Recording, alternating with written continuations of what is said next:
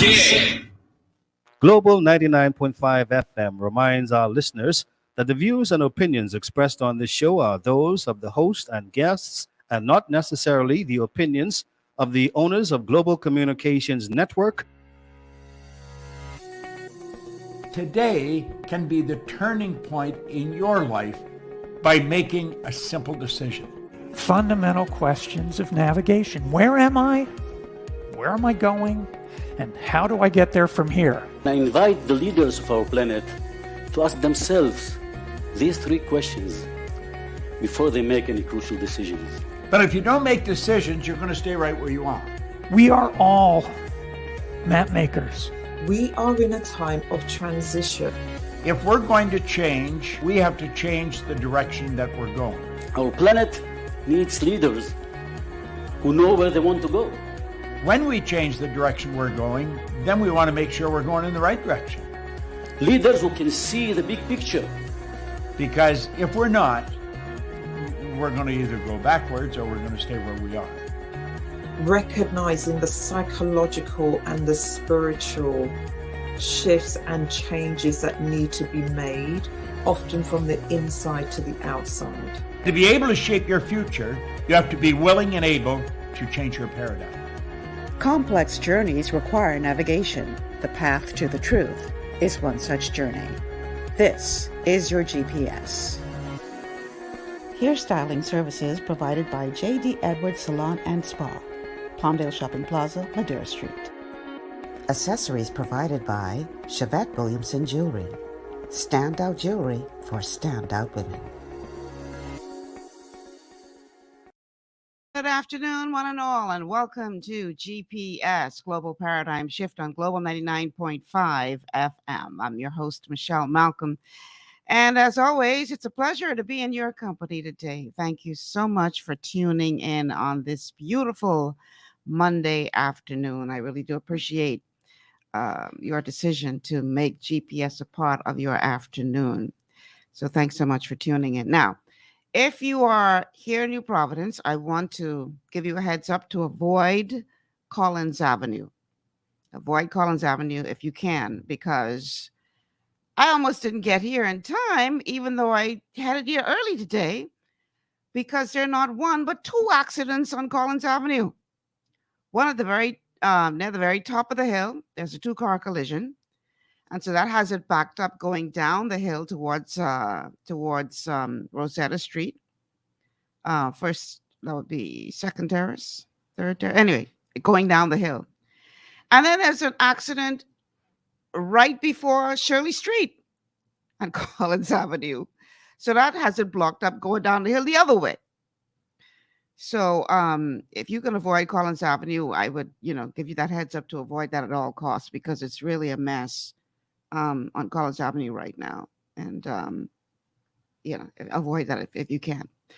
All right. So on today's show, we're going to be talking about an issue that is very polarizing, very controversial, but trending right now. And it is trending because of a question that a young man asked our Prime Minister during his recent lecture at UB as part of the Meet the Policymakers series. I don't have to tell you all, unless you live under a rock, what the question was. The young man was asking him, what is his administration going to do to assist queer persons in the Bahamas? And as he put it, this is the queerest administration in the history of the Bahamas, based on how many, as he put it, queer people are working in this administration. And yet, according to him, and he's been making the rounds since that question, and yet according to him, there's nothing in the blueprint, the PLP's blueprint for change, or any anything that the Prime Minister would have said since being elected as it relates to that particular community. And obviously that sparked a huge debate as to the rights of members of the LGBTQIA community. Hope I got that right. And so this has sparked this huge debate. And even though all of them are lumped under this one umbrella, it's really each grouping within that grouping under that umbrella has their own unique circumstances. So it's hard to really dive deep into this issue and cover it all in one sitting. So that being said, even though my guest today, and you can go ahead and bring her into the studio, Jason, even though my guest today is an activist for the entire community, my guest today is coming from the perspective of also being a transgender woman. And so let me introduce Alexis Demarco, is a social justice and human rights defender currently serving as executive director of the Bahamas organization of LGBTI Affairs and United Caribbean Trans Network, UC Trans, which she helped to build into a reference regional trans group. Alexis completed gender studies at the University of the West Indies and human rights studies at International Service for Human Rights, Geneva, Switzerland.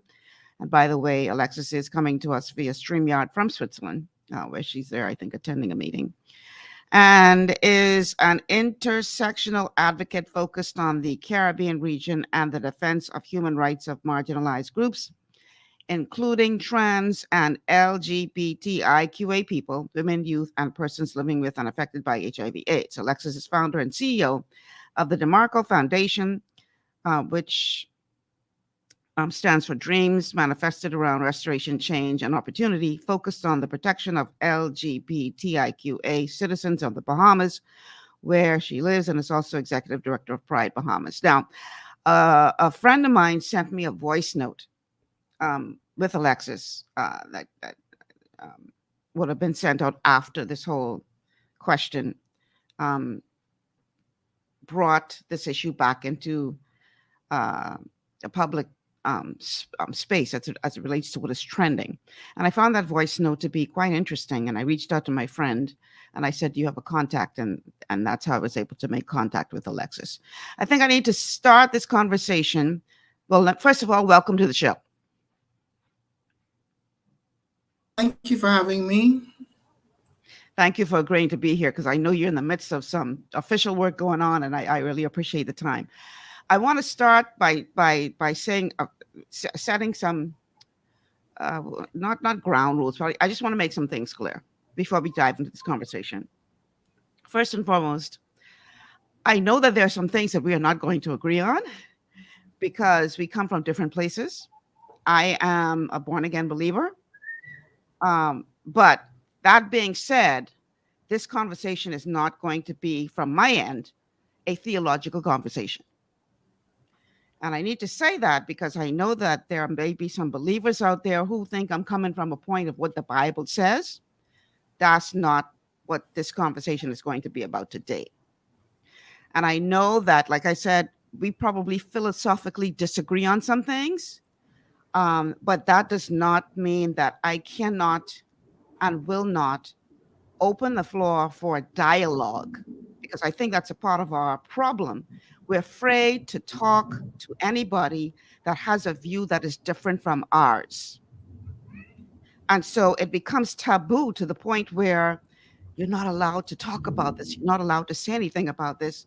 And this is why things, I believe, continue to be as they are, because we are afraid to enter this kind of dialogue. So I just wanted to put that out there at the very beginning of the show, so that we all are on the same page and we understand where we're coming from. What we are going to be talking about this show today is, from Alexis' perspective, what are the needs of in general, the community, but in specific, the community of the transgender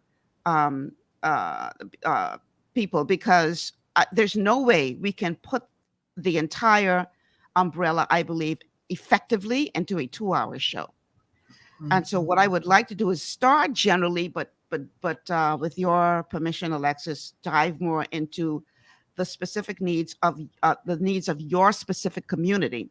And like I said, on some things we're not going to agree on, and I'm not going to I'm not going to sugarcoat my questions. I'm going to just come at you, and I know that you can handle it. I'm not going to be rude. I'm not going to be dismissive, but I'm going to ask you some questions that I know people want to ask. So, again, welcome to the show, and thank you so much for being here. Thank you for having me. So, one of the things you said in the voice note that was sent to me was this is all about LGTB. Let's get better together.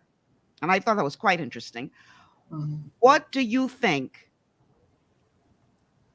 Well, first of all, let's start here. What are the misconceptions that people have about the LGBTQIA community? What are some of the common misconceptions that you believe contribute to where we are today with this lack of understanding between those who support your grouping and those who do not?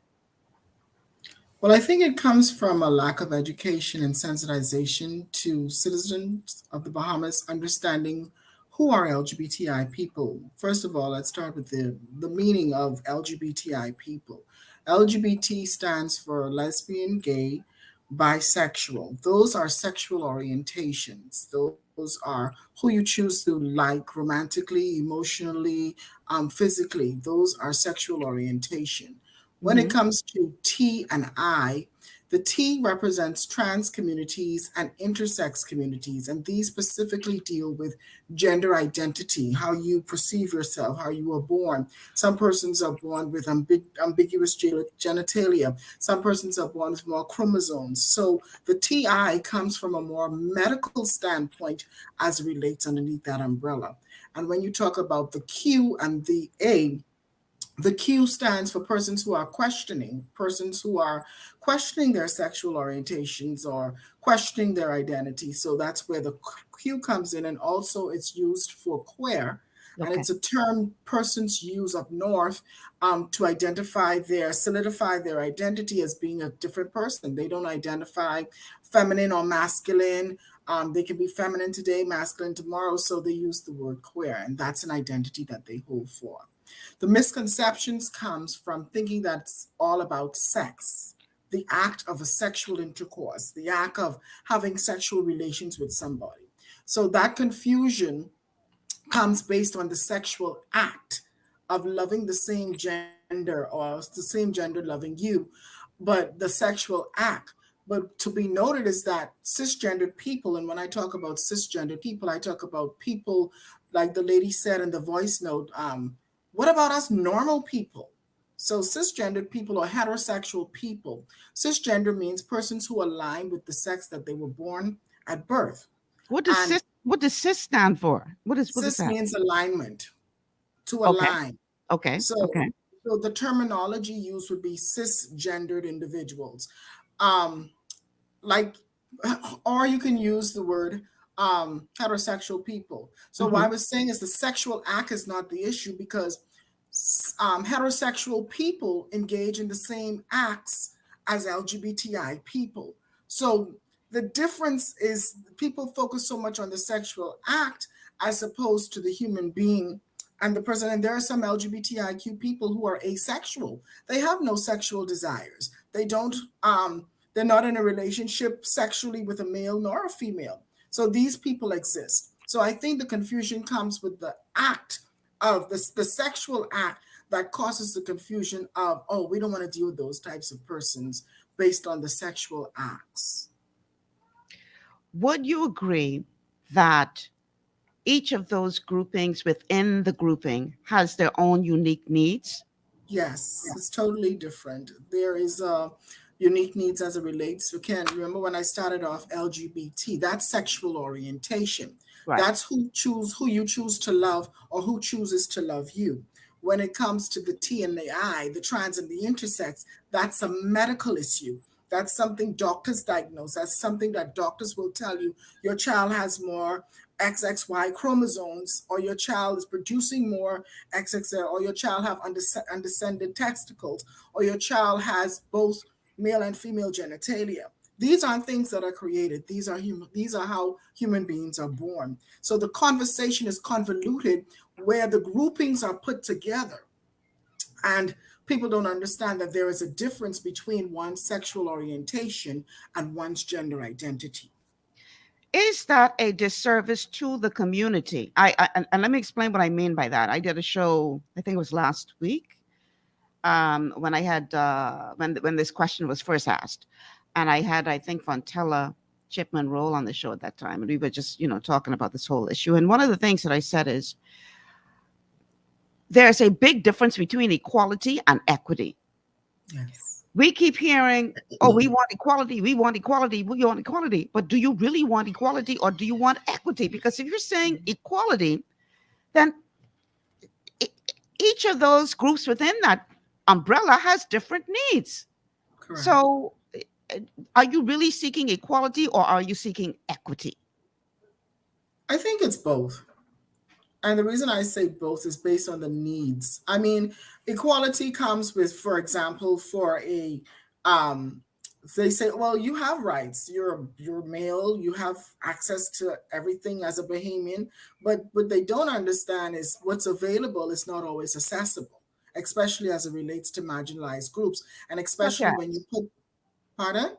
Give us an example, such as. Okay, so for example, you have a Bahamian passport, and if you are a foreign woman, that Bahamian passport does not make you the same rights to pass on to your children. So what's available is not always accessible. And when we talk about equality and we talk about equity, that's where that example would come in. Me having a Bahamian passport. What does that have to do? The example that you use, what does that have to do with gender or sex? Because I understand the gender issue with regard to all women. Are you saying that women within and under this umbrella are further disenfranchised from that? Explain what you mean by that, please. Okay, so even with the passport as it relates to gender markers for trans and intersex people, right, the barriers that creates that your birth certificate says something totally different. When you're born, they see something different, and as you grow up and you develop, you see something else. Okay. So when you are born, they just put what's there for the first time. I see. The only doctor at that time was Dr. Matthew Rose. My personal case, Dr. Matthew Rose at the time at St. Luke's Children's Medical Center. My parents wanted to find out what was going on, because at school I said I was y'all had me on the wrong line. Y'all had me on the boys' line when I supposed to be on the girls' line. And that's where all hell broke loose. And my family was like, well, what's going on? They had me at the hospital in Sandilands, holding up these diagrams, asking the doctor, what do you see? I see myself, I see flowers. And these were black ink images. And I can remember it so vividly because the doctor was like asking me these things off of black ink images, and I was giving him gendered things as it relates to me running in a field, flowers. I see butterflies, and that's where the intervention started to happen for me at a very young age as it relates to my gender identity. That's when I went to Dr. Matthew Rose for the medical part of it. And that's where he told my family, oh, your child's testicles haven't descended. Like they're still in. So that's where the medical part of my lifestyle came in as it relates to who I am as an individual. So you are what would be described as an intersex person? Trans intersex individual.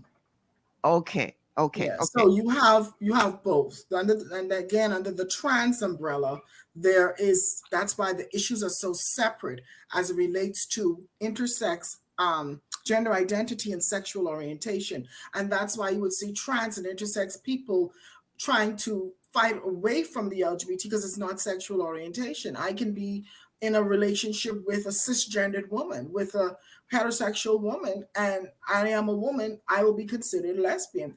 I can go with a cisgendered man and I will be considered heterosexual. It's based on, that's why sexual orientation and gender identity are two different things. And that's why the TI, it's more of a health aspect. I think it would be helpful because there are a lot of people, I will say, Alexis, who they tune in whatever the community has to say out because they have a specific viewpoint that this is an agenda, that this is all designed to destroy the family unit, all this kind of stuff. And I know that persons within the community have different views on that. But I do think it would be helpful to look at this from an historical perspective, to see where the whole movement for want of a better word, began. And let me tell you, I was up until the wee hours of the morning trying to do my research and find videos and making sure that I came with the right terminology. So forgive me, please, if I don't say anything, if I say something that's not, just go ahead and, correct me. But it isn't intended to come from a place of malice, okay? But I did try to do my research to try to figure out, to try to get to as much of an understanding as I could. And I came across a video, and I'm sure you are familiar with the name, a gentleman by the name of Matt Walsh, who is the person behind a film called What is a Woman? Very controversial documentary about what makes a woman a woman. And I found a really great interview with him where in this particular clip, he is talking about the historical perspective of how this whole movement began. Now, Jason, let me see if I can get it to pull up on my end, because I'm having some issues with my laptop freezing. So go ahead and play clip number 1 for me, please, Jason. The origins of some of these ideas. There are some kind of landmark moments you can look to, and also some pioneers of these things. We talk about John Money and Alfred Kinsey being two of the big ones. And that was back in the mid-20th century, right? And it seems to a lot of people, though, that the gender ideology thing really came along like 5 years ago. And that's why people talk about it like it just sprang out of the blue. And I think what really happened is that it kind of was bubbling under the surface. It was making its way into society through the institutions, especially like academia, and then kind of filtering down from there until kind of the groundwork was laid, and then it could kind of explode into the mainstream. But I do think this is a top-down move for the most part. How did those two individuals advance this to where we are today? Yeah, that's the thing. I mean, people have heard of Kinsey through Hollywood, but the thing is, if you've heard of Kinsey through Hollywood, then you haven't really heard of Kinsey, because that's not like the reality of Kinsey, who was really just a monstrous person and a fraud and just a quack. And his real thing, his goal was to sexualize children. I mean, he believed that children were sexual literally from birth. And that's why we talk about an infamous study that he did, if we can even call it that, where he documented the orgasms of young children down to like 5 months old. And he used sex offenders, child molesters, child rapists for this kind of quote unquote research. But this was his effort to, kind of make it clear that we are inherently sexual beings from birth. And then you have Kinsey, okay, you have him there. And then we have John Money, who now we're going over into the gender side of it. And he was one of the first people to come up with this idea that gender is something that people have. And people don't realize that before guys like Money, nobody talked about gender among people. People had a sex, male or female, man or woman, and gender was linguistic. Like words had gender. You have masculine and feminine words. Money was among the first to say, no, people have a gender and a sex. And he coined terms like gender identity. I think sexual orientation is a term that he coined as well. And he came up with this idea that gender is fluid, it's socially constructed. And we talk about it in the film. There's a whole story about how he kind of tried this theory out on two young boys, one of whom was quote, transitioned at the age of 2 after a botched circumcision, convinced the parents to raise the child as a girl. Because, hey, it's socially constructed. As long as you affirm him as a girl, then he'll be a girl. That's not how it turned out. Both the kids end up going on as adults to kill themselves. They were totally ruined by this being John Money's lab rats. But that's where these ideas came from. And, from Alfred Kinsey, you have kind of the comprehensive sexual education that goes into the schools. And, you got to start teaching kids at like kindergarten or pre-K about this stuff. That comes from Alfred Kinsey. And then from John Money, we have gender is fluid and everything that we hear about gender. And so when you hear people on the left say really anything about gender or in defense of sex ed in schools, they are parroting ideas from those two guys, even if they don't know it. And I think a lot of them actually don't know it. What are your thoughts on that? Well, my thoughts are that their lived realities and their however they get their theory, it's totally them. But I'm talking about the real realities of me as a Bahamian citizen, the real realities of me growing up, my identity as a human being and as a citizen of the Bahamas. I know can talk about my experiences. I wasn't coerced, I wasn't molested, none of that. I knew who I was from a child. And that's the more validation that I need, not some theorist or use as, like he says, as a lab rat. No, I was never a lab rat and I will never be used as a lab rat. For me, it's more the personal is political. And the personal being political is me being denied access to health care, me being denied access to housing, me being denied the basic human rights as a citizen, as a human being, before any label I give myself or somebody that gives me. And that's what it is for me in my advocacy, to be able to let people know that as a Bahamian, I am entitled to rent an apartment from you without stigma and discrimination, without you telling me that I don't rent to LGBTI people, or I don't rent to trans people when I'm trying to access a roof over my head. Those are the issues that I am more concerned about, navigating my daily life, my personal life through my country in order to be a productive citizen. So let me ask you a question. Do we have laws in place as it is that could address what you just described, the type of Yes. discrimination that you just described? Yes, we do have laws, but it doesn't protect persons that are LGBTI. How And so? that's because the Bahamas decriminalized in 1991. It was illegal to be who I was or who LGBT people. It was illegal. The decriminalization happened in 1991, and the Bahamas was the first country to do it.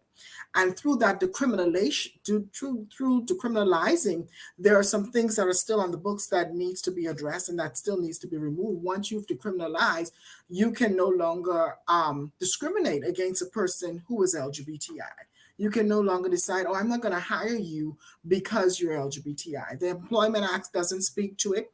The Constitution doesn't speak to it. There's no policies in place. It just says about sex, creed, race, all those things, but it doesn't include sexual orientation and one's gender identity. So as an employer, I can discriminate against my employee if they are trans or if they are LGBTI, because there's nothing to say that I cannot discriminate against them based on their perceived sexual identity, perceived or known sexual orientation or gender identity. And that's why you find a lot of people stay in the closet. A lot of professionals stay in the closet based on not having these protections. And people would migrate to different countries that explicitly have these protections for them for advancement and for their quality of life in country. And that is the issue that Natina was trying to raise to the Prime Minister. He was trying to say, what are you going to do about LGBTI people who are not protected based on their perceived or known sexual orientation or gender identity? So are we going to continue? And we just need to have the frank conversation so people can move on with their lives. Do we want to allow access to housing for LGBTI people that a landlord cannot discriminate against a Bahamian citizen based on their perceived or known sexual orientation or their gender identity? Are we going to discriminate in healthcare? Are we going to deny them the access to education if we find out that my child is trans, which we saw in the paper? There was a lady who had a trans child and she had to move her child to a more safer school for them in order to get access to education based on the stigma and discriminations faced in other schools. So these are the issues that we're talking about. We're not looking for special rights for Bahamian citizens. We're not even talking the marriage conversation. We're talking basic human rights as a Bahamian citizen to be able to provide for our families. All right. There are some who may argue that I could argue the same thing for various different pockets within our community where people from this may be a bad example, but I have been the victim of discrimination because of ageism. Agreed.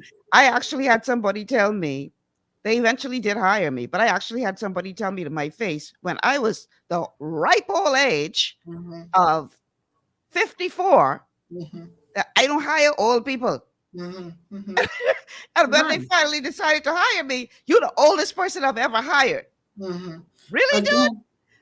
So I could argue that I should have the same, I should push for the same type of language. And you should. But where is it? But can we accommodate every single group of people who have we can a legitimate argument that they are being, in one way or another, discriminated against? Or do we just create an all-encompassing law that says, which I thought we had, that says, if you are a Bahamian, I cannot discriminate against you for any reason, within the law, Mm-hmm. Wouldn't that work? And we cover Yes, it everybody. will. Why would that not work? It would work, but the thing is, communities have to be able to speak up for themselves. People don't know what's going on if you don't speak up. The context and the history of LGBTI Bahamas, y'all don't talk about that. We don't talk about that in this house. We don't discuss this. We don't, this is not something you do what you do, you like who you like, and you la and you way. But the generation has changed where you have persons are saying, this is who I am. And the advocacy that I do is intersectional. The advocacy talks about all of these discriminations against the elderly. It talks about ageism. It talks about xenophobia. It talks about all of these things as a culture and as a country that we really haven't opened up and we really haven't died in. And to your point that all Bahamians, even simple as having, like I go back to the passport of a woman passing on her citizenship to her children, like that's an issue. And these are things that we don't discuss, and we always put our heads in the sand as it relates to this. Anytime LGBTI issue comes up, there's always this big discourse that is never dealt with at the policy level. And I think now, because we have so many people identifying and they're not in the closets anymore, and you have people who are trans and who are intersex within country, these people are now speaking up for themselves. They're now saying, I am here. Parents are tired of shipping their children to the States. Parents are tired of actually having violence committed to their children at a very young age. Because I want a boy child, I'm going to remove the extra. I want a girl child, I'm going to remove the extra. So these things are violence. And the thing about it is the violence that they experience at birth, children don't have that voice. People don't have that voice. When you grow up, when you grow up in a church, you go to where Grammy used to go or to where Mommy used to grow until you get your own spiritual awakening.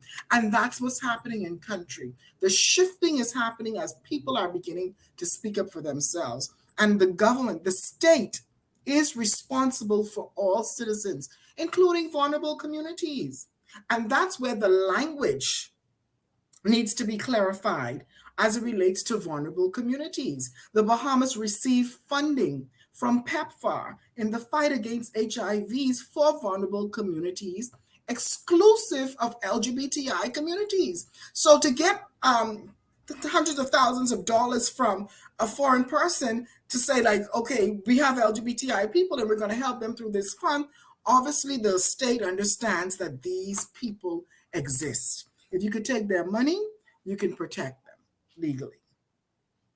All right, Alexis, I have to take a break, but you touched on something that is one of the aspects I wanted to talk about, and I have a couple of clips that we're going to play on the other side, and that is children involved in this conversation, because there are some who believe that children are being overdiagnosed with this, and we don't allow a 3-year-old to determine anything else about their life. So how is it that at that age you're going to allow a child to make a life-altering decision that will follow them for the rest of their lives? We're going to talk about that on the other side of the break. Stay with us. This is GPS.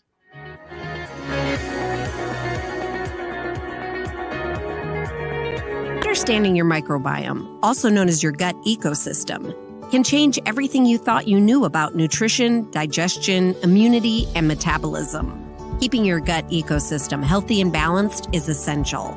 Ultimate Microbiome by Longevity was specifically formulated to optimize this ecosystem.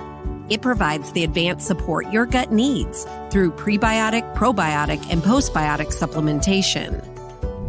Our unique blend of probiotics includes Lactobacillus and Plantarum, healthy bacteria that can help prevent harmful bacteria from taking over your gut. Increasing your gut's population of beneficial bacteria creates a more balanced gut microbiome, which has been shown to aid in weight loss, skin health, sleep, mood, and may even help with seasonal allergies. Ultimate Microbiome also promotes the production of postbiotics. Postbiotics are key to help regulate your gastrointestinal health. To enhance digestion, Digizyme Multi-Enzyme Complex, a blend of 5 specific enzymes, has been added to Ultimate Microbiome. It can help break down food so your body can better absorb nutrients. Plus, we've added our proprietary I-26 hyperimmune egg powder to aid in the elimination of disease-causing gut bacteria and help your body balance its immune response. Ultimate Microbiome, the scientific, proprietary, and holistic approach to gut health that helps optimize your body's entire gut ecosystem. To learn more, contact your longevity associate. Welcome to Sunshine Auto, the hardest place on the planet for rims, tints, and tires. We are your auto superstore for rims, Lexani, Azaras, Trueform, Western, Lux, Fuel, Tracklight, Tough, Rough Racing, Velocity, Mud, All-Terrain, and low-profile tires, cars, homes, and commercial window tinting. At Sunshine Auto, we put God first and customer is king. Glasses love. To stay healthy, it's crucial to make sure you get the nutrition you need every day. But it's difficult to get all your recommended vitamins and minerals from food alone. Even in the United States, 94% of people are deficient in at least one nutrient. Beyond Tangy Tangerine 2.0 by Longevity is a simple, convenient, and affordable way to help your body get the essential nutrients it needs. It's an advanced plant-driven multivitamin mineral complex that contains certified organic whole foods, trace minerals, and antioxidants. BTT 2.0 supports your body's natural defense system with a proprietary blend of energy-boosting and body-loving nutrients, plus prebiotics, probiotics, amino acids, and enzymes that support digestion. With an unusually high ORAC score of 8,000, you get even more antioxidants to help combat free radicals that can cause damage to your cells. But to get the most benefit and value from any multivitamin, your body must be able to break down the nutrients so you can fully absorb them. Otherwise, they'll just pass through your system without doing any good. Beyond Tangy Tangerine 2.0 was specially formulated with synergizing cofactors to ensure you get maximum nutrient absorption. Beyond Tangy Tangerine 2.0 is the easiest way to give your body the balance and complete daily vitamin mineral supplement it needs for optimal support of your overall health. To learn more, contact your longevity associate.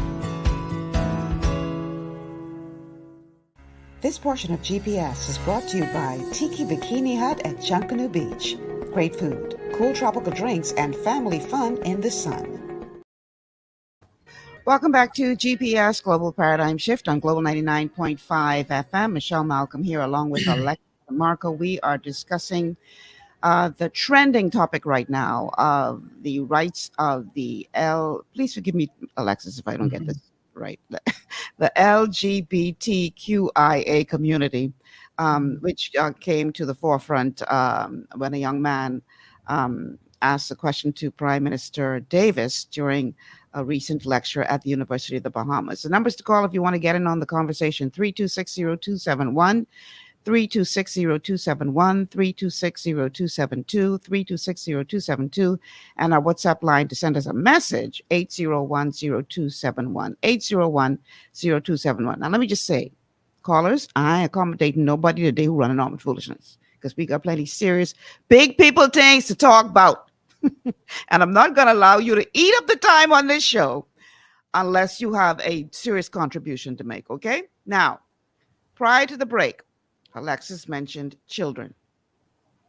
And there are some people who have a serious problem in this whole question of allowing children to make a life-altering decision as it relates to their identity. Because quite frankly, you ain't allowed them to make no decision on anything else.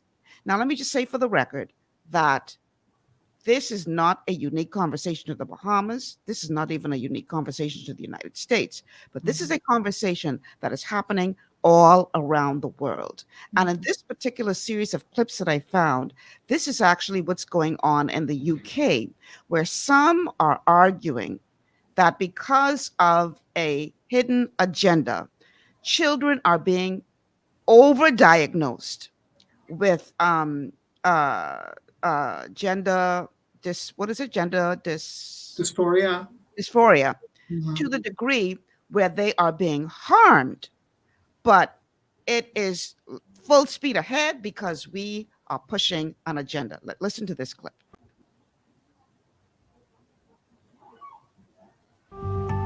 What gender am I? It's something many young people are now asking. And it's become a deeply divisive issue.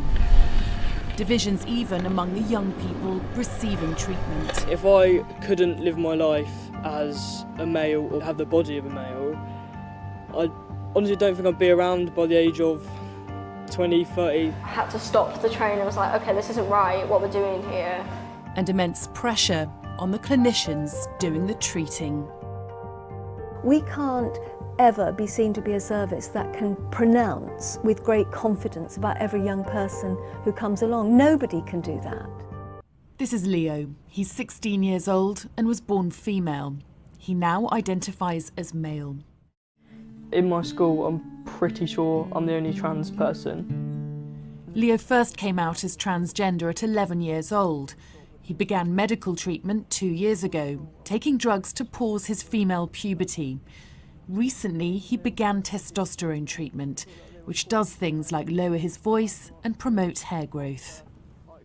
When I started my periods, that was something that really was an indicator for my parents that things weren't going to change, it wasn't a phase, because that worsened. Puberty worsened my mental health, worsened my gender dysphoria. When you're transgender, it's just different. It's excruciating. The Gender Identity Development Service at the Tavistock is where children like Leo with gender dysphoria are treated on the NHS.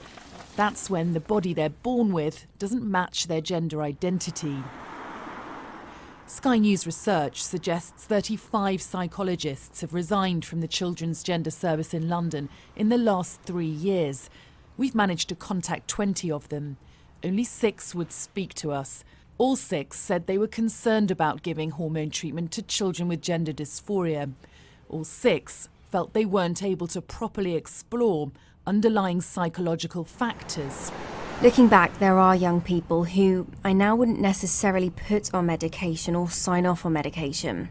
This was the only clinician prepared to be interviewed. They asked us to change their voice.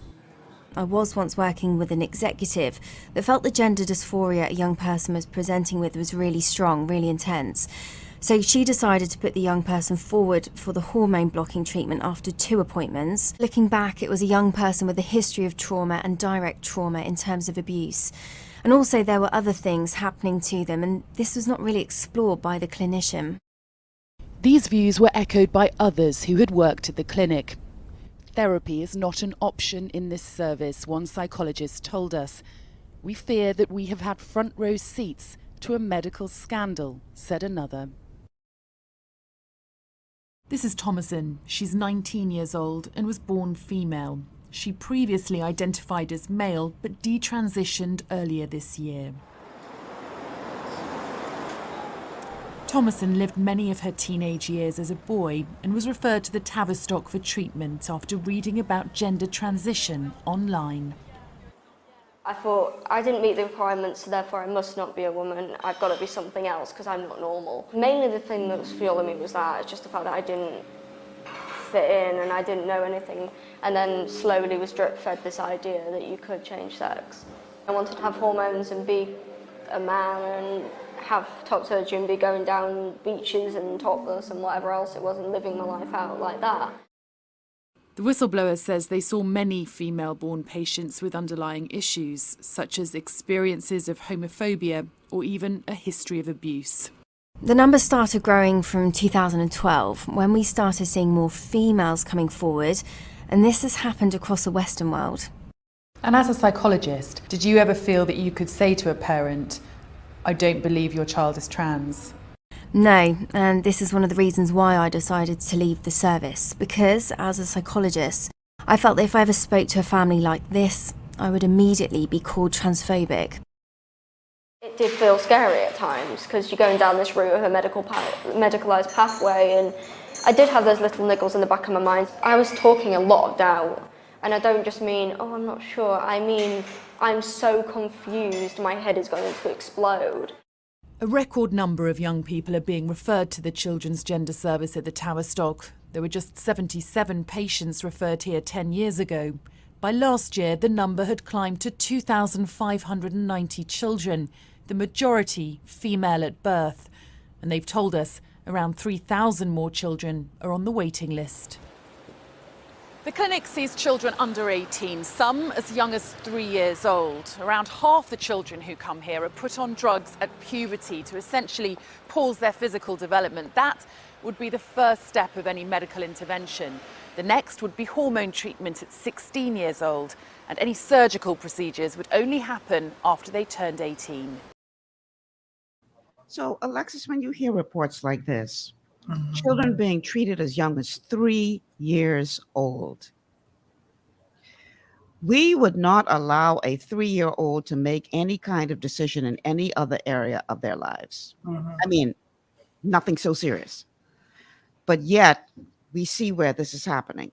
And I think, personally, that it lends credence to the argument that perhaps there's something going on here beyond what we see on the surface. How would you respond to that? Well, one's right to determine and one's self-right to determine is their personal journey and their personal right. As it relates to parents, parents need to understand that you don't need surgical intervention. And I'm going to say this, I am an advocate against children being surgically interventioned on at a very young age, because it's more of how they identify. In order to identify, you don't need to have surgeries to affirm your gender. You don't need to have gender affirming surgeries to create or to be who you are, because you are who you are. And what happens is people take surgical interventions to feel as a validation for their gender identity, to affirm their gender identity, when that's not what it is. It's who you are. Some people have the means necessary in order to affirm, but as it relates to children, at that very young age, you do not create that violence of surgical intervention for kids, because the brain still hasn't developed for that child. That child's brain is an organ. So my advice to all parents who go through this is, I say, wait until you understand and the child affirms and self-affirms themselves, and not through surgery. They don't need surgery or surgical interventions in order to affirm who they are. You know, it brings up the question as to what determines one's gender. Is this a question of biology? Is this a question of sociology? Is this a question of, because listen, when I went to school, it was very clear what a male was. It was very clear what a female was. There's no confusion. And people like Matt Walsh are arguing that this confusion that we see all around this now is intentional to be a means towards an end. And we're going to talk about that. But is this a question of biology? Is this a question of creation? Is this a question of sociology? How is it that we have come to the place where gender means all these different things? Well, again, I think it is. For me, gender is a social construct. When you talk about gender norms, gender roles, for me, it is more of, what your brain tells you who you are. And people, without a shadow of a doubt that you're a woman. And that's no question. That's no one sits down and question who you are. As Michelle Malcolm, you know who you are. And it's the same thing as it relates to trans and intersex people. They know who they are from a young age. But there is a movement that's called trending.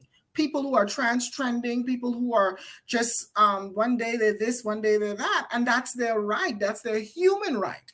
And when you talk about the right to an identity, the issue here is, and that's why the separation is so important when it comes to lesbian, gays, and bisexual sexual orientation as it relates to gender identity. That's why there has to be a clear distinction, because that's more on a medical aspect of it, sociology aspect, and being able to have access to things in order to affirm the gender that you are. So that's why the conversation as it relates to that separation is important.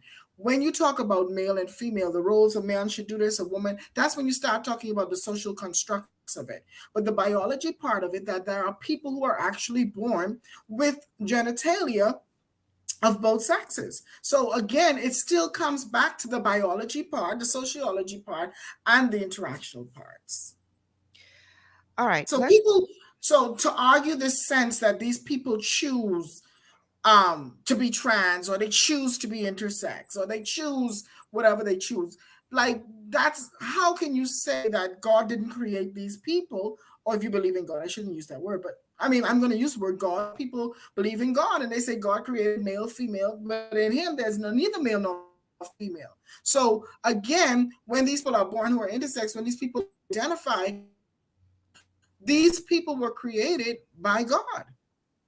As it relates to LGBTI people, who they are attracted to is totally different. And that's where the human rights component comes in. As a Bahamian citizen, their access to the same things as every Bahamian. It's not special rights. And people try to divert the conversation that, oh, these people need special rights. These people, I know in my country, access to regular NCDs is impossible. Hypertension, diabetes, eating the right food, having to become healthy. I understand that barrier is on the total scale for all Bahamians.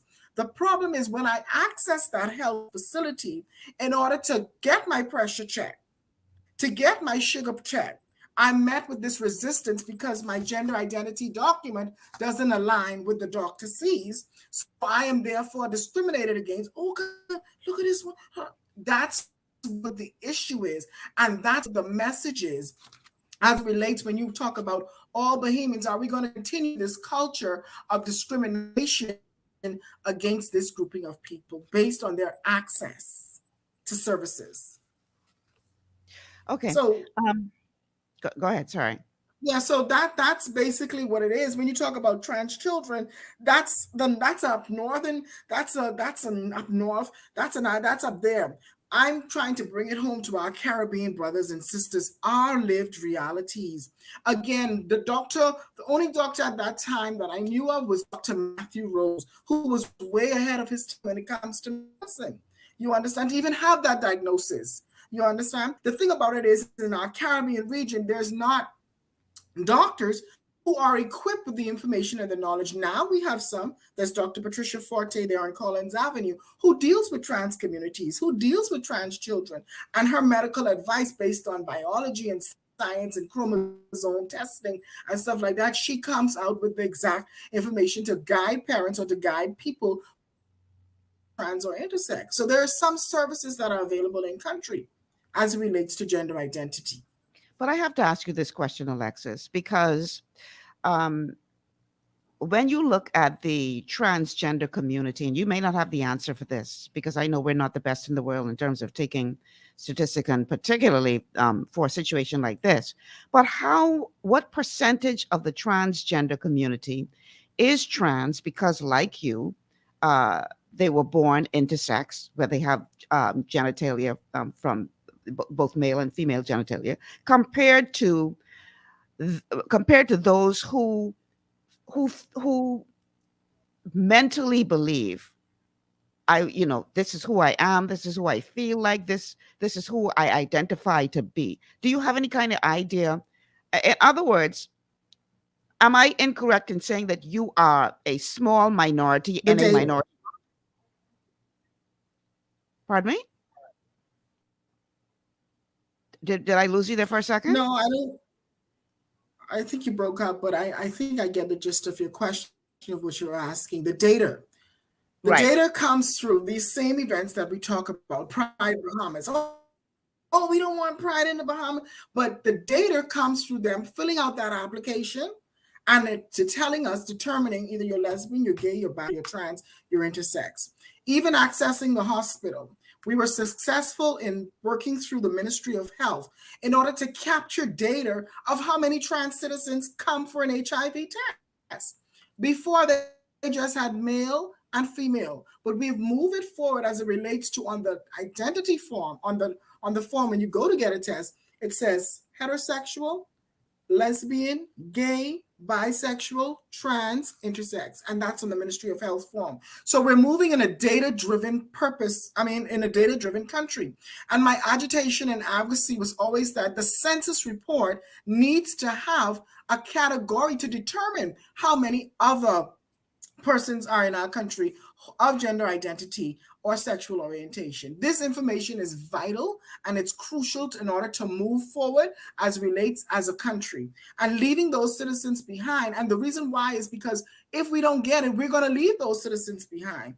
And we're leaving them behind. They're going to other countries where they can access healthcare, where they can access education, where they can access justice. They're moving away from our country. So the data that you're talking about in country currently, we have data as it relates to how many trans persons, and then you say in your head, yes, that's that, and I forgive you for that language, but self-identification, the brain is an organ.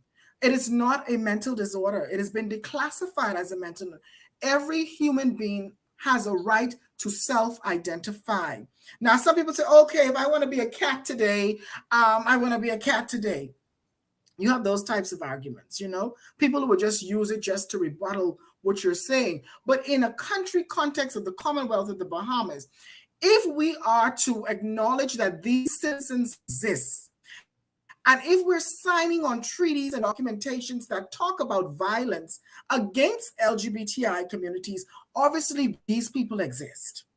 And the question here on the data is how many persons suffer violence? How many persons in our Bahamas we won't rent to because we know they're gay, or we know they're lesbian, or we know that they're trans, or we know they're how many persons in our own families that we personally have discriminated against or ostracized because of their perceived sexual orientation and gender identity? And that's what we're working on. That's what we're doing. The data to justify and show the state that these citizens exist and these are the challenges that they face. It has nothing to do with them wanting special rights again or wanting this. No, they want to be treated just how you are treated when you go to access housing, just how you are treated when you go to access healthcare. It's the common human right, the right to exist within the country. And that's what the cry was from the Tino to the Prime Minister. It didn't come across that way. I have to No, tell it you. didn't. No, his delivery. Very much offense to what he had to say Yeah, and the manner in which the message was delivered. His delivery was based on his personal advocacy.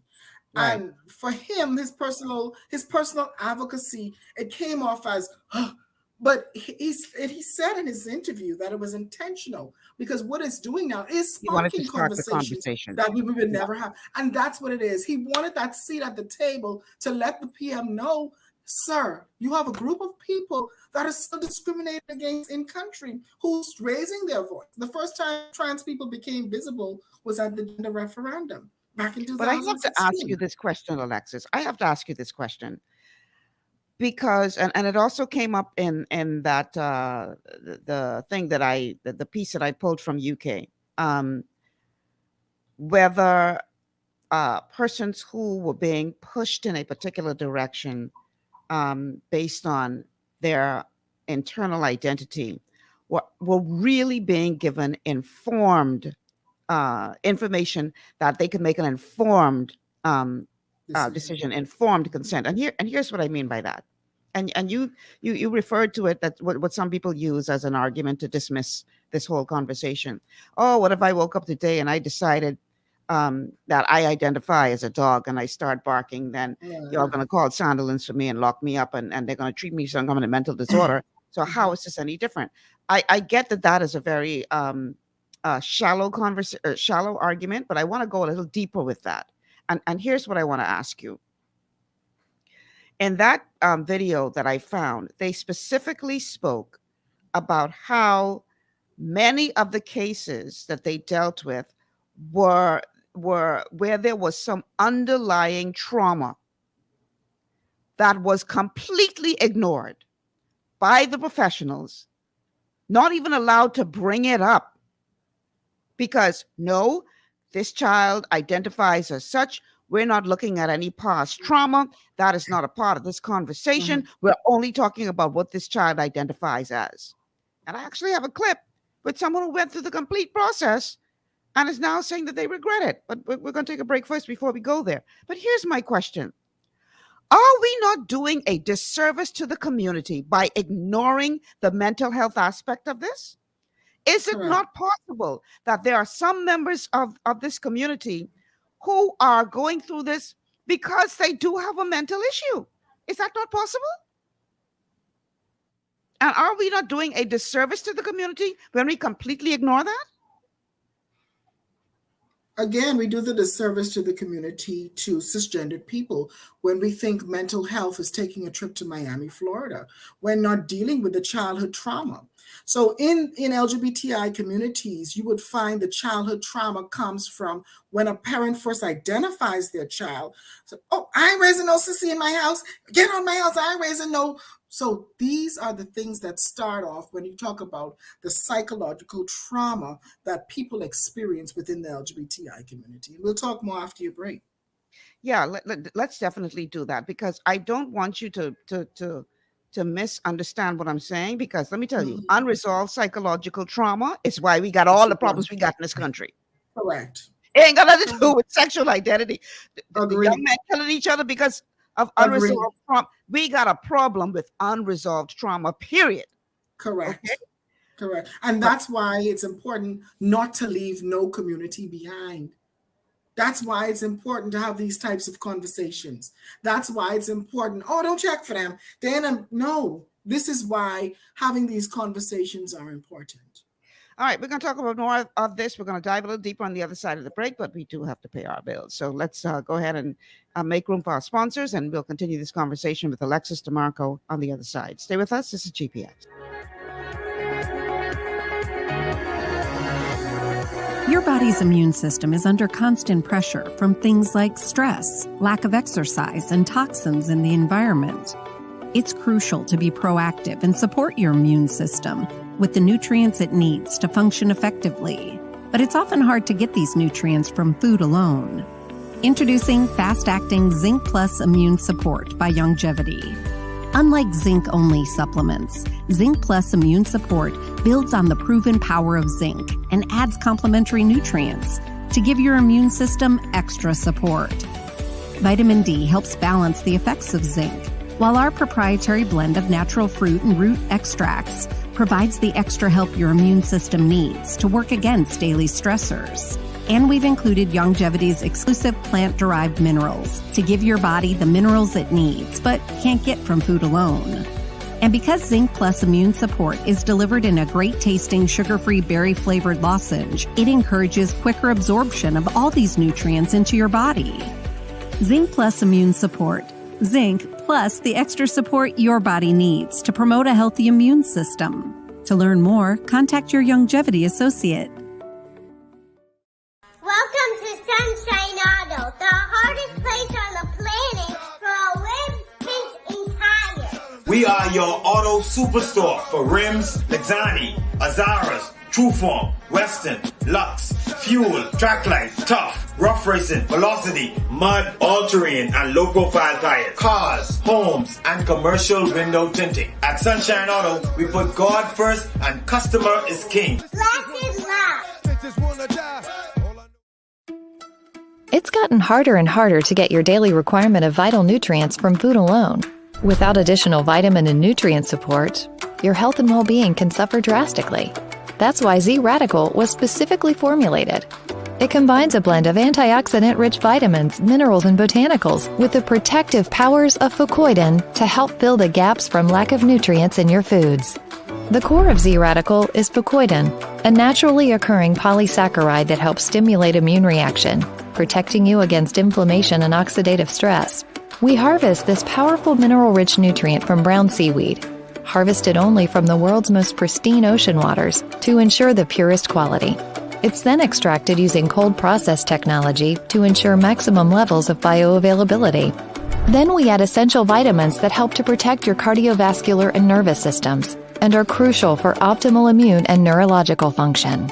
Z-Radical also includes a proprietary blend of delicious antioxidant-rich fruits and berries. This great-tasting combination helps your body combat free radical imbalances that can contribute to a variety of degenerative conditions like arthritis and heart disease. Z-Radical. Experience the power of fucoidan with antioxidant-rich berries, 8 essential vitamins, and more to provide you with potent health benefits. To learn more, contact your Longevity associate.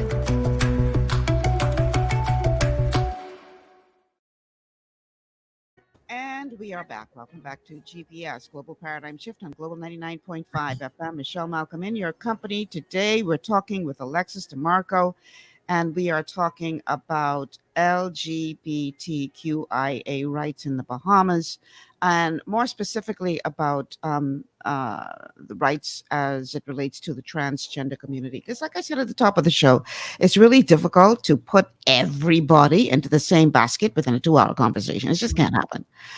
So seeing that Alexis agreed to be a part of the show today, we're focusing mostly on the transgender community and the need and plight of that community in our country. The telephone numbers to call 3260271, 3260271, 3260272, 3260272, and the WhatsApp line to send us a message, not to call, message us, 8010271. I still have to get that stuck in my head.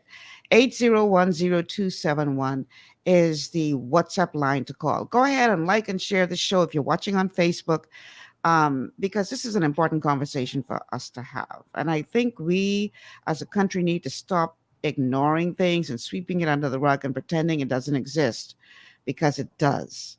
And we can't address the problems that we have in our country if we're not willing to face them and talk about them. So this is why I decided to do this show today. And for the record, I said at the beginning of the show that I'm not coming from a theological perspective, and that was a conscious decision, because when you bring the whole question of religion into it, people immediately dismiss you and hear nothing that you have to say. And so I thought that we could have a sensible conversation, sans the religious argument, because I need people to hear and understand what it is that we have to say on the show today. Okay, that doesn't impact in any way how I feel or how you may feel about the religious aspect of this, but I don't want to go down that road, because that people will just dismiss what you have to say, and I don't want the core of the message of the show to be lost as a result. So people can understand that LGBTQI people are people of faith too. They have their preferences of whom and who they believe in. Okay. So here's the thing. I said at the prior to the last break, talking about informed consent. How informed are you really as a parent when you're deciding to allow your children to go through this process when there is no research on long-term impact? It just does not exist. And they will tell you, we don't know. We don't know what's going to happen in the future. We don't know how this is going to impact them from a mental standpoint or a physical standpoint or any other standpoint. We just don't know. And so I found a clip of a young lady who's 23 years old, who went through the process of transitioning and then later on decided that it was not a good idea. Let's go to that clip. I am Helena. I'm 23 years old. When I was about 15, I started using Tumblr. I had an eating disorder since I was pretty young. There's a lot of messages that said, if you feel bad about your body, that means you're trans. I was just going through this period of like, I don't like how I'm treated as a cis person. I don't want to be cis, because cis means you're uncool and you're privileged and you're an oppressor and you're bad, and I don't want to be that. In that way, I was really incentivized to try to figure out a way to make my voice heard in these communities. And obviously I can't change my race. I can't really change my sexuality. So the only thing left was to start playing around with the gender stuff. So I decided to call myself a demi-girl, which is one of the 40 million genders. And that basically means that I'm mostly a girl, but I'm a little bit not a girl. which is just like, what does that even mean? And then after that, I went to demi boy. And then after that, I went to gender fluid. And after that, I eventually went to trans boy. But all this took like 2 or 3 years of just going through this repetitive cycle of changing this identity and changing it again. And it was just never enough.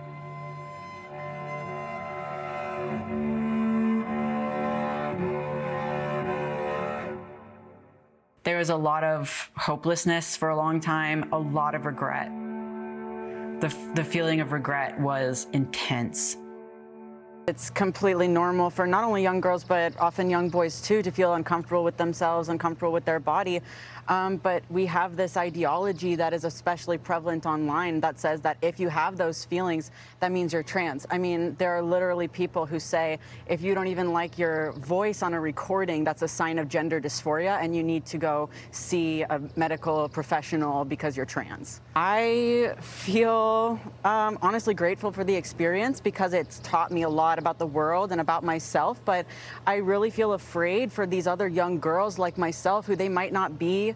You know, I consider myself lucky that I was able to get out of it unscarred really medically, but there's so many young people who can't say the same, and psychologically as well. I mean, it's just devastating to, especially from a young age, be lied to by adults at school and by medical professionals and told that your body is wrong, you need to change it, you need to get hormones, you need to get surgeries.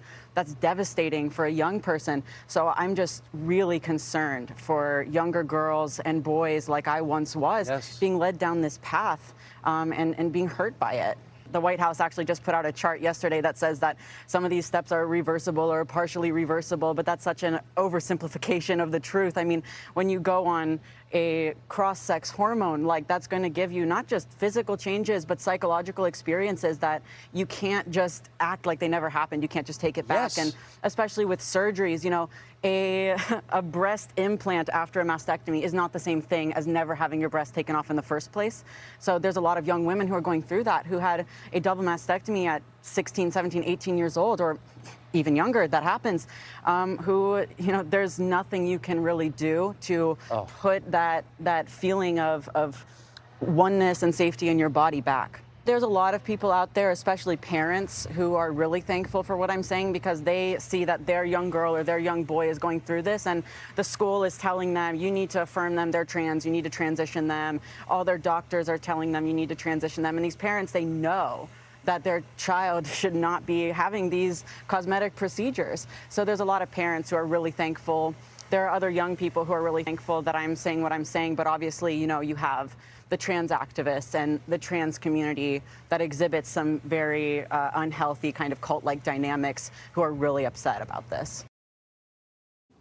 And I want to talk about those dynamics, Alexis, because we have gone from the place, we were talking about this on the show when Fontella was on last week, where the community is just saying, I'm here, I deserve to be protected, I deserve to be, you know, like any other human being, like any other Bahamian. In the case of us here in the Bahamas, I should not be discriminated against, I should have the same access to healthcare, et cetera. I'm here. So we've gone from that conversation, it seems, to if you don't agree with us, we will cancel you. And there are some who are very concerned that this is becoming very cultish, that a lot of young people are being conditioned. Because listen, all of us go through periods where we question, we are uncomfortable with the awkwardness of your body changing or being uncomfortable. We all go through that. I went through that as a teenager, right? But back then, we didn't have social media.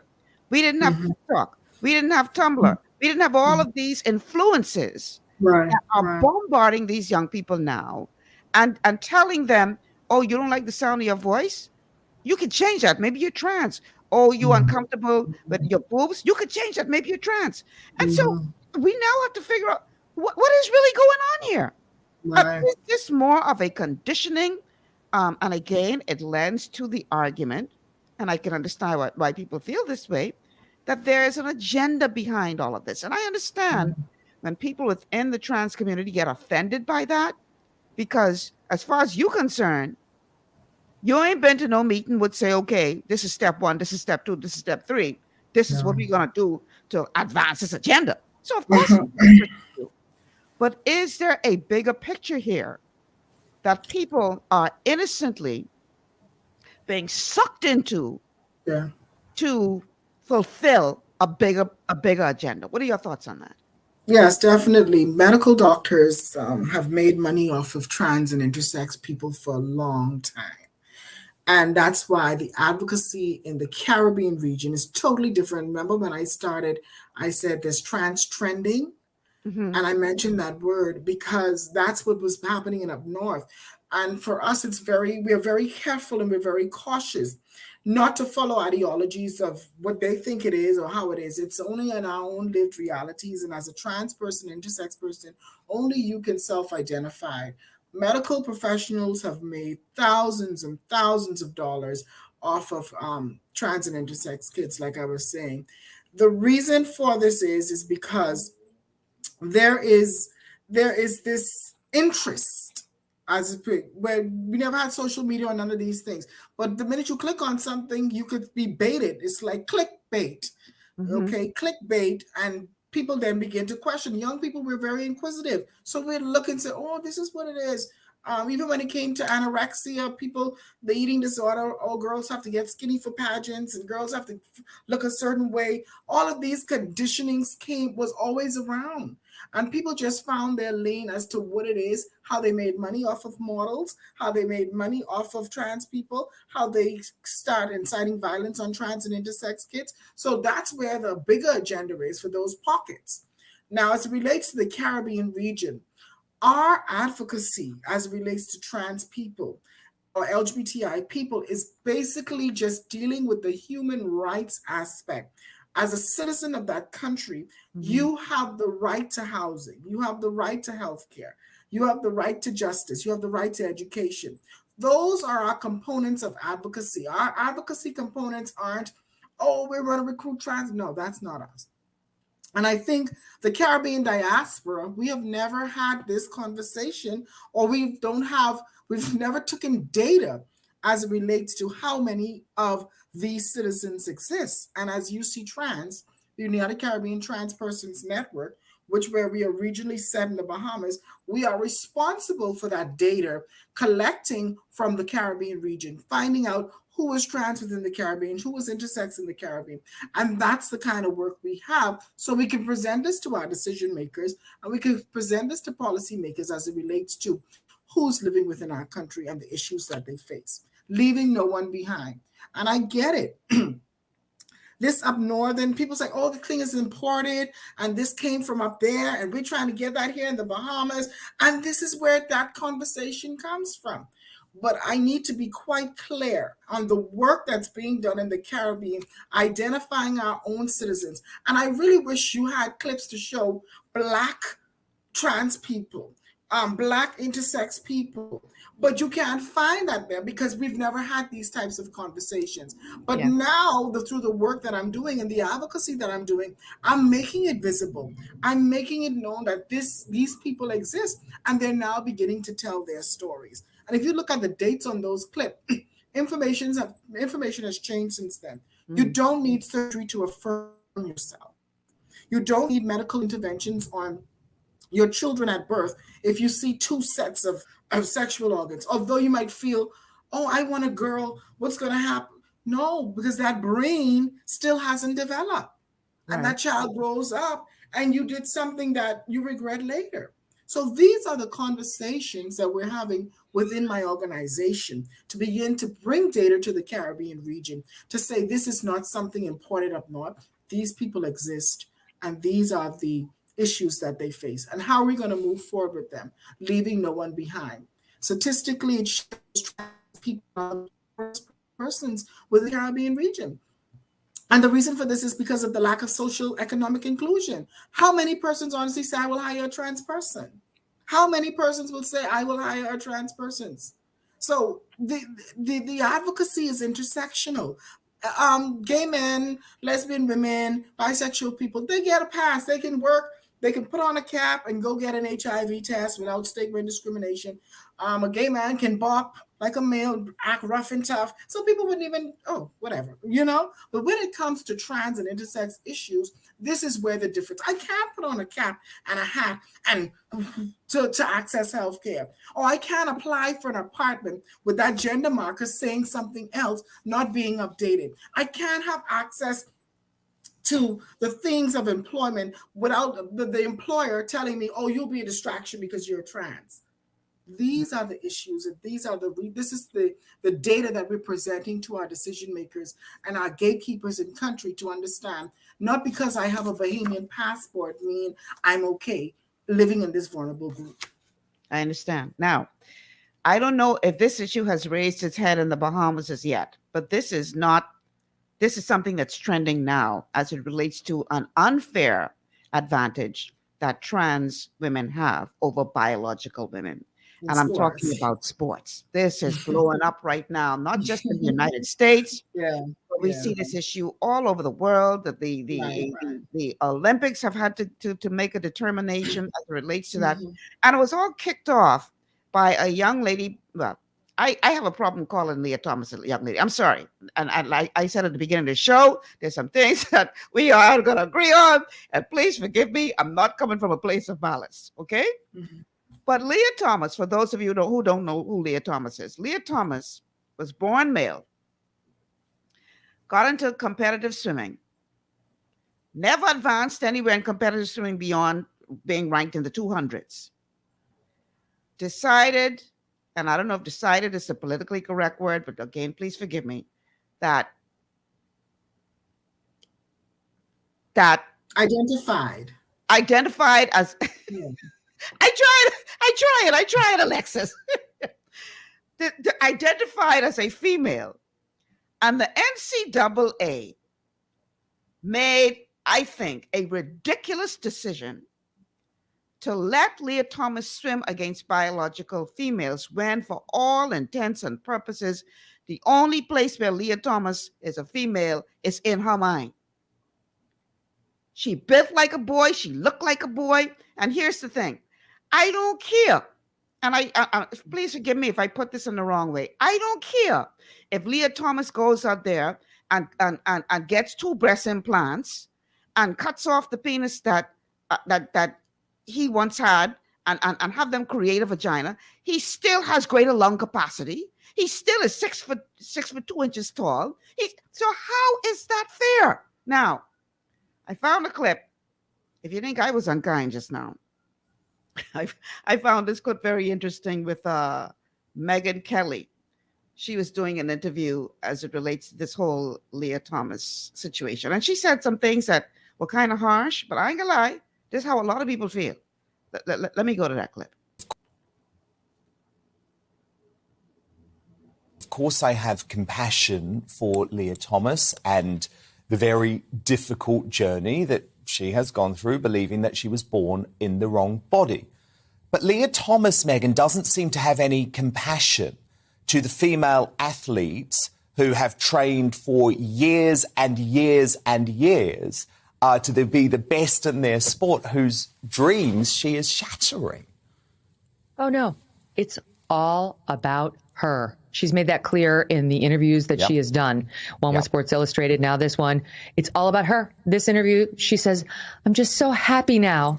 It was amazing when I got to compete at the NCAAs. It was incredible. What an experience for you, not for the biological women whose spot you took, whose medals you took, when you should not have been racing against them because you are not a woman. There is a difference between a trans woman and a woman. And this isn't something most people run around highlighting night and day. But if you're going to make us explain why you don't belong swimming against the biological women, then we're going to have to talk reality. I'm happy to go along with your statement that you feel more identified with being a woman than you do with being a man. I'm happy to call you she and her and be respectful of your life choice. But if you're really going to make me say you're a woman, I won't in this context, because now you're trying to claim that there's no connection whatsoever between you and your 20 years as a man in a man's body. And that's not true. And I was willing to overlook it and not mention it and not bring it up and make you feel uncomfortable. But now that you're going to try to claim that you're an actual woman that there's no difference between you and the women out there, we're going to have to talk turkey, because you're not a woman. There's a difference between trans women and biological women. And that's why this is such a fierce debate in the field of women's athletics. It's why gay and lesbian rights advocate Martina Navratilova has spoken out against this. It's why Caitlyn Jenner, who was born a man and is now living as a woman, and of course is an Olympic gold medal winner, has spoken out saying this is not fair. We're going to have to talk about reality. And reality is Leah Thomas is 6'3", still looks like a man more than she does a woman, has greater lung capacity, greater bone capacity, greater muscle capacity, larger feet, larger hands. I could go on. That cannot be fully mitigated. And that is why she killed the other women who were in this pool, the women who swam against her. So I'm happy she feels better, but her happiness is not the only happiness that matters. And if she wants to talk about happiness, she wants to talk about fairness. And if that community wants to have that discussion, then let's do it. But it has to go both ways. It's any words there. Now, I'm not going to play it in the interest of time, but I do have the clip with Caitlyn Jenner saying this is about protecting women's sports. That is really what this is about. And we all know Caitlyn Jenner is perhaps the most famous transgender in the world. Okay. Now, I have Shelley Lewis who's calling in to chime into this conversation as well. So welcome, Shelley, to the show.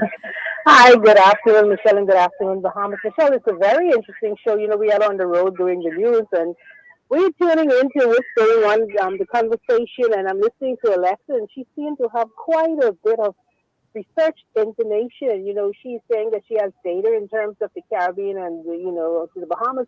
And what we want to know is exactly what sort of data she has with regards to the population in the Bahamas, because they're advocating for some equality and equal rights and everything.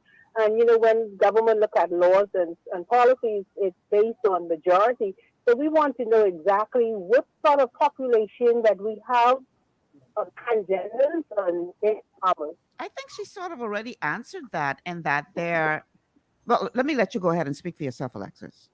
Yeah, we're currently collecting more data as it relates to that. And again, the reason we've only been established in 2020 as it relates to the work, but we've already started with our field surveys, and we've already started through Pride Bahamas capturing data of how many LGBTI people are in country and also regionally. So it's a work in progress, and that we'll be presenting this report at Pride Bahamas this year. Okay. When you say you're going to be presenting that report, is that going to be presented to the government? It's going to be presented at Pride Bahamas 2020. So Pride Bahamas is about educating and sensitization of our community, our decision makers and our gatekeepers of the issues and the struggles that Bahamians, LGBTI Bahamians face. So that's a component of Pride Bahamas, where we'll be releasing for the first time the data as it relates. Many organizations have done it, namely Sash Bahamas, who had and this was presented to government as it relates to how many persons who identify as gay, lesbian, but it never had that trans and intersex component because it was always linked to HIV, it was always linked to healthcare. So that's how that data was able to come about for them to have that PEPFAR program where the government received funding on behalf of that community. So right now you're saying, I'm hearing that there are actually no specific numbers in terms of the population. We have some numbers, but I don't wish to share it at this time until I'm completed by October. We have the numbers. It'll be October 4th, October 4th to the 12th. October, Shelley. Oh, October. Okay, Michelle, thanks very much for accommodating those questions. It's quite interesting, and continue to do well. Thank you. Thanks for calling in. All right, so let's get back to this whole question of sports. Yeah. So, Alexis, like I said, I have the clip with Caitlyn Jenner saying, this is not about Leah Thomas. This is about protecting women's sport. This is not fair. Now, since then, the Olympic organizing committee has pretty much, I guess, flipped it so that that rule could be overturned, and they're saying that individual sporting entities can make the decision based on when a biological boy who transitioned started puberty. So if you started puberty as a boy before the age of 12, then you're no longer eligible to compete later on against women because you would still have that advantage. But we see where this has raised its ugly head, not just in the United States, but in other countries as well. I found a clip in the UK where this big fella who said he's now identified as a woman, but for all intents and purposes, he's still huge and he beating up on girls. What are your thoughts on this? So again, it's about business and money, right? These sporting, even in the pageant arena. So for example, trans people, trans women are women, trans men are men. Again, gender, they come from this concept of gender being a social construct.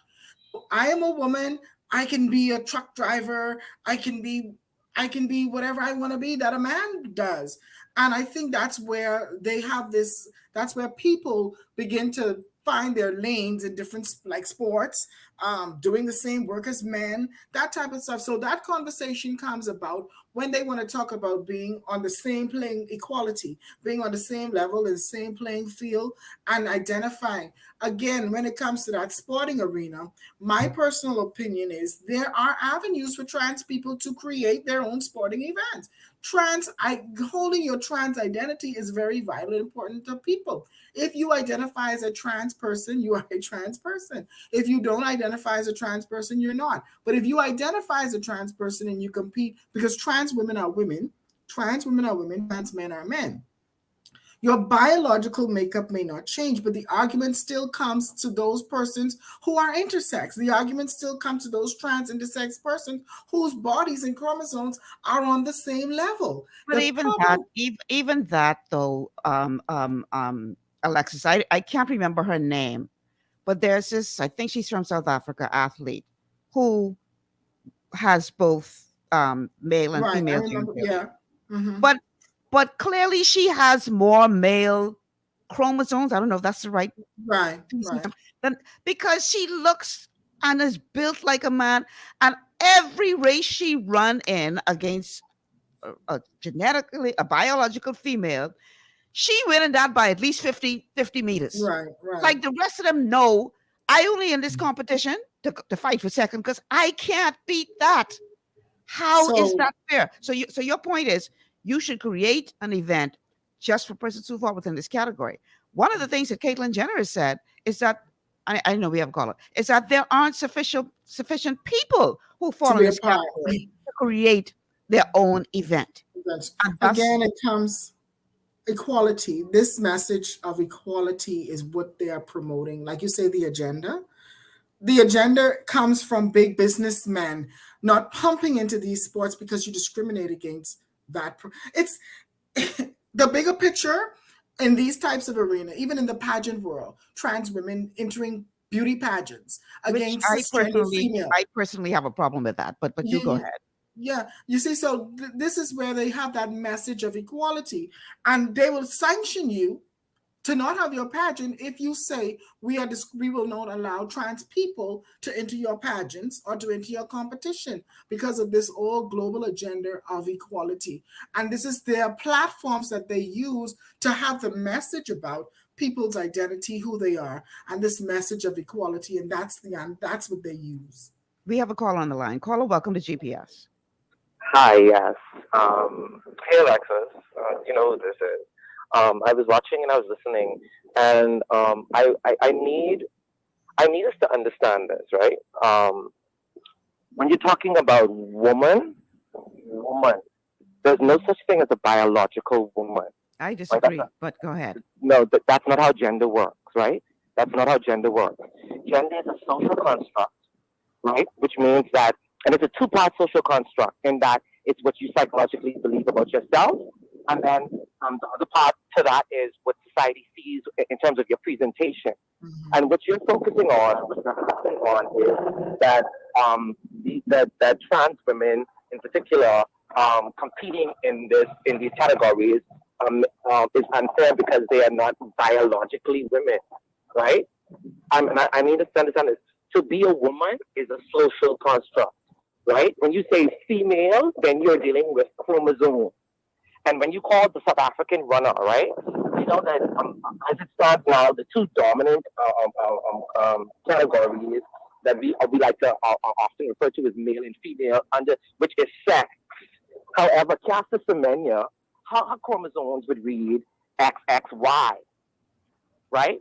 Mm-hmm. And and I'm going to tell you why it reads that. Or there'll be a variation XYX, XXY. It could be a variation of those chromosomal patterns, right? And that's because she has androgen insensitive syndrome. I think that's what it's called. AIS, nevertheless, right? And you have to remember that, or you have to understand that some biologists have posited that there are up to 5 to 7 sexes. But we only focus on 2, and we call them male and female. I'm glad you brought that up because I actually did find a clip with Matt Walsh that addresses exactly what you're saying right now. So unless you have anything else you wanted to add, I just want to make the distinction, right? Because and I would like to share some more information with you, right? Because when it comes to Caster Semenya, the reason why again, she has her entire body is made and biologically female.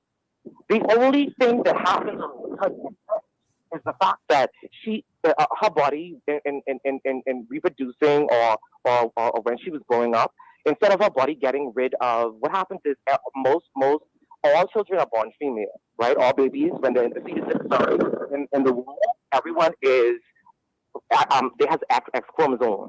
What happens is that during a particular time, I think around 6-month period, don't quote me on that, but it's around a specific time that when the reproductive organs, the body itself chooses which reproductive organs are going to be the dominant one, or it's going to be the main one. And what happens is that happens when androgen or testosterone kicks in, right? If the testosterone never kicks in during the gestation period of the fetus, then you will remain with the vagina and then get rid of the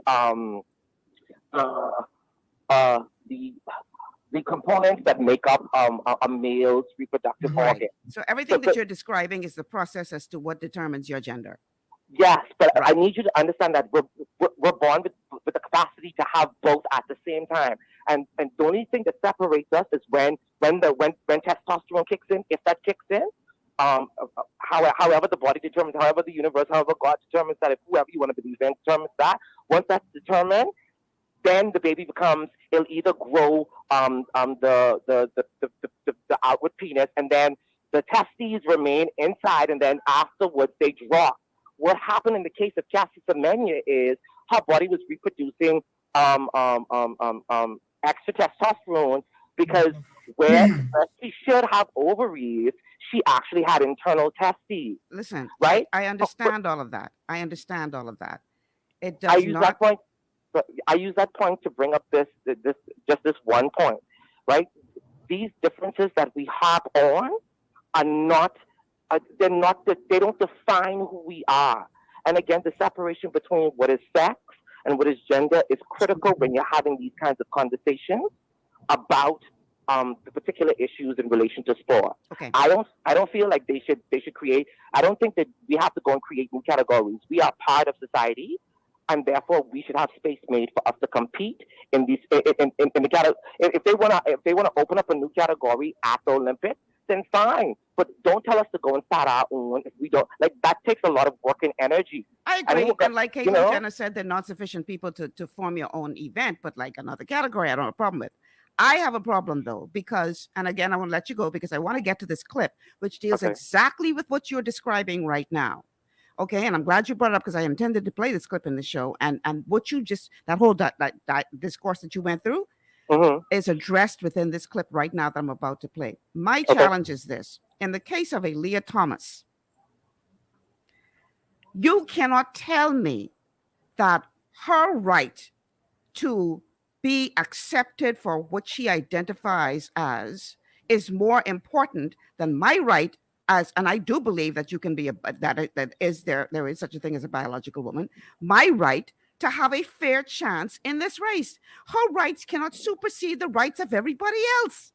And this is why a lot of people have a problem, because when we have these types of conversations, again, we have gotten to the place now where we're not saying anymore tolerance, acceptance, etc. Now, in many cases, and I'm not saying you specifically, but in many cases, the very community that has complained of being bullied all along is now the bullier. The bully, where you accept our position or we will cancel you. And this is where a lot of people have a problem. A lot of people have a problem with this. But Michelle, I think you're operating under the assumption that the world is ever fair. This is not a fair world. This is a white supremacist world. Black people, like you cannot operate as if the world is fair. Yeah, the world has never been fair. The world is not fair for Black people. Do me a favor, right? caller. Do me a favor. Leave your name and number with my producer, and I think I can bring you on for another show. Okay? Okay. Leave your name and number. I can call you after the show. But I want to play this clip because this clip goes into exactly that whole discourse just now between me and you. That's exactly what this clip is going to talk about, because what Matt Walsh is saying is that this is a very simple matter that we are overcomplicating for a very specific reason. Let's go. I want to go to this clip. What? Oh, I'll play it. I'm actually a part of that organization that was going to come and try and derail you tonight. I didn't hear a single thing, though, that constituted an attack on queer or trans lives or an attack on me personally. So I don't know what they were on about there. Moreover, everything that you have said on gender identity, gender expression, John Money, pronoun usage, what else? The sex gender distinction, you are 100% correct. Wow. You are 100% correct. I don't know if you've ever heard that from a trans person before. I identify as a trans woman. You are 100% correct on there. And it is an absolute travesty that the trans community bases everything on such vacuous concepts. My thing is, though, is I don't agree with your conclusion. I don't agree with it. But more so, the reason why I don't is less a matter of argumentation and more so a matter of method. You've stated time and time again that your approach to this is to try and keep things simple and uncomplicated, as in you don't try and engage with the nuance of the position of trans people. But that's exactly how my org treats you. They don't think that your arguments are worth looking at because they cast you as a transphobe. Do you think that defaulting to simplicity, if this is the most dire issue of the age, which is something else that I agree with you on, do you really think that a method of simply recoursing to the most simplistic matter of approach is what we should be doing here? Yes. To my view, it is a very simple question. Now, if you want to get into the personal experiences of each individual and someone who is who's experiencing gender dysphoria, and what do we do to treat that problem? Sure, there's all kinds of personal, subjective nuances and things like that. And if my child came to me and said that they were confused about their identity, I wouldn't just say, get out of my face. I would want to sit down and talk to them. And that's when you get into, that becomes a sort of an interpersonal exchange. And so you get into some of those personal nuances and everything, and that's fine. But the underlying fact, the underlying reality is simple, that there are only males and females in the human race. There are no other categories. There is no third sex. It doesn't exist. Even though we hear about intersex people, an actual intersex person would be someone who has the reproductive capacities of both men and women, males and females. Such a person has never existed, ever. So what I see here is a binary system, and in that way, it's very simple, and I think that has to be our message. Yeah. Do you agree that there are only males and females in the human race? No. Okay, so you definitely don't agree with my conclusion then at all. No. We actually are totally on opposite sides of this question, it turns out. Okay, so what are the other categories if not male and female? We're going to be here all night if I have to doing that. We're not, because there's none that you can list, so it's actually a very short conversation. All right, well, you're wanting to say that you have these other social categories, right? It's a question of, you're saying are, right? So the question here for me would be one of ontology, insofar as we're trying to posit that there is some kind of specificity, right? And you would look at something like intersex and say that this is like some kind of weird border case, right? It's a question of the kind of continuum that would allow for one to come into an embodiment that you would cast as male and female. I mean, something that's very interesting is you said that something like age is makes more sense to identify as. You at one point had, female genitalia when you were in utero. So you've passed through that, right? And what happens to intersex people is that there's just some kind of like different, there's a different of development that occurs there. So respective to us talking about these categories, it's not a case of there being this hard line thing. I mean, the reason why we also are not going to get anywhere here is because I actually would agree with you that something like woman is what would, in a technical sense, be called a floating signifier. So it doesn't have this like particular designatable meaning to it, right? All right. So that's why we're not going to go anywhere. That's pretty clear. But I appreciate it. Thanks for the question. Thank you.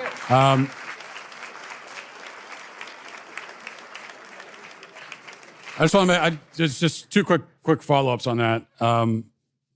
Is that one thing? I think that this is a tactic that you encounter on the left all the time when it comes to gender, which is to try to obscure it and make it sound complicated and to throw a lot of, these sort of abstract ideas into it.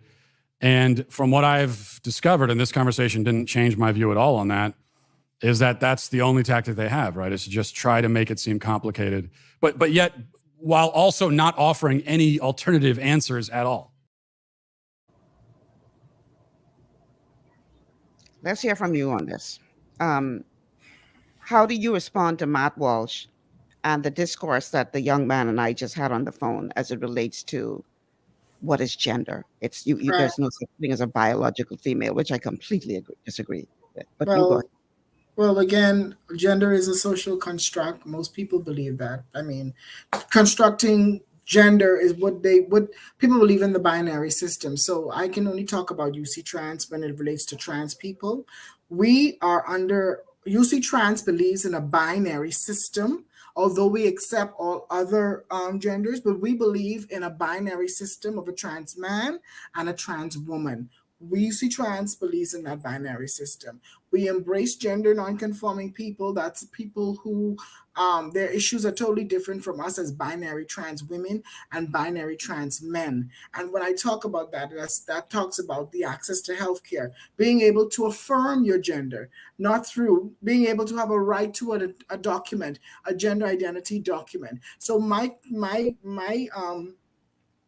opinion of Mr. Walsh was that it's not complicated. It's about respecting people's identity, by respecting the right to exist. It's more confusing the conversation with, oh, it's this gender, it's that gender, it's queer, it's this and that. That's where the problem comes in for a lot of people, especially in our Caribbean region. One day they want to be this, one day they want to be that. But again, that's because of the social construct that was created, that as a woman, you have to have long hair, you have to have long nails, you have to look a certain way, you have to be feminine, you have to be, these are the things that convolute this conversation when they see a woman who has a beard, who looks masculine like the woman you subscribe, you talk about, who looks very masculine. That's where the construct come in of how a woman should look or how a man should look. But the issue is, do we go around asking people what's in their pants? Do we go around asking people, well, do you have a, that's where the conversation becomes disrespectful. And that's where the conversation becomes mixed up, because at the end of the day, we all have the right to exist.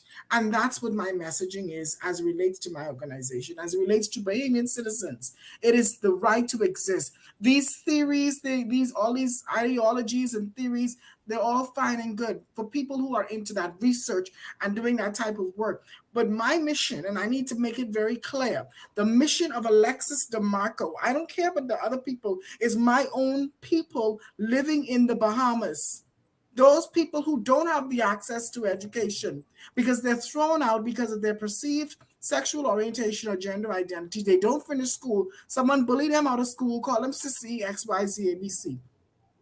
Not able to get a home, not able to get to rent a place to have a roof over their head, not able even to go into Princess Margaret Hospital if they encounter violence from somebody else because of who they think they are, who they perceive them to be. These are the issues that Alexis Demarco is concerned about. And these are the things, and I want to make it clear again, these are the things that I personally want to present to our government and let them know when you talk about all Bahamians, there's still a group of Bahamians that we're leaving behind who don't have access to these things when they try to access state agencies. Understood. We have a caller on the line. Caller, welcome to GPS. Hello. Hi, you on the air. Yeah, good afternoon, Ms. Malcolm. Hi. Yeah, I'm not calling to judge anybody, but it is a fruitless society, and the reason why they're pushing it is because they have the technology to do it. What I wanted to comment on was there was incorrect information about the chromosomes. It has nothing to do with the chromosomes. They haven't proven chromosome dysfunction. We have 23 chromosomes from the woman and 23 from the male, and so that makes it diploid. It's a hormonal. That's why they give them hormonal treatments. So the hormone doesn't change. It's the chromosome doesn't change. It's the hormonal treatment that makes the difference. So it doesn't matter. Every man born with 23 from the woman and 23 from the man. Mm-hmm. So it's hormonal. It's not chromosomal. Okay. Thanks. It's actually both. It's hormonal and chromosomal. Pardon me? It's both hormonal and chromosomal, because there are persons who are born XXXY under the Kinterfeld syndrome. So these are there's actually both. Okay. All right.